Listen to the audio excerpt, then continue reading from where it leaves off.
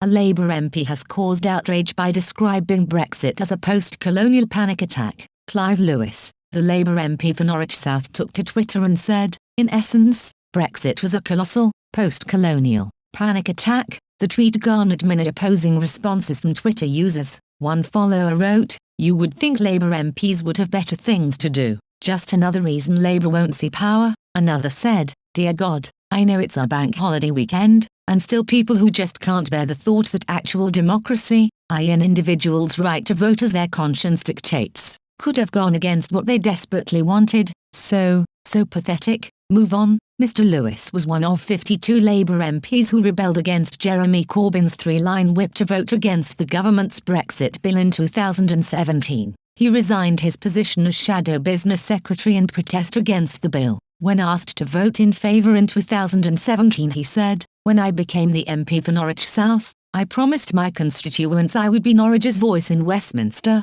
not Westminster's voice in Norwich. I, therefore, cannot, in all good conscience, vote for something I believe will ultimately harm the city I have the honour to represent, love and call home. It is therefore with a heavy heart that I have decided to resign from the Shadow Cabinet." Mr. Lewis is a former infantry officer who served in Afghanistan, and in his tweet linked to an article written in Perspective magazine by journalist Jonathan Liss entitled, "Britannia Rules Only the Airwaves." In his opinion piece written in Perspective magazine, Mr. Liss said, "Britain has been defined by post-colonial melancholia, and Brexit was the climactic breakdown. Here is the origin of global Britain, the answer not to a question but a panic attack." Theresa May invented the slogan to justify her version of Brexit. Johnson subsequently instrumentalized it to cement his only real goal, advancing his personal interests, that is, to be the world king he's always dreamed of being, and in the process, appealing to people who might vote for him.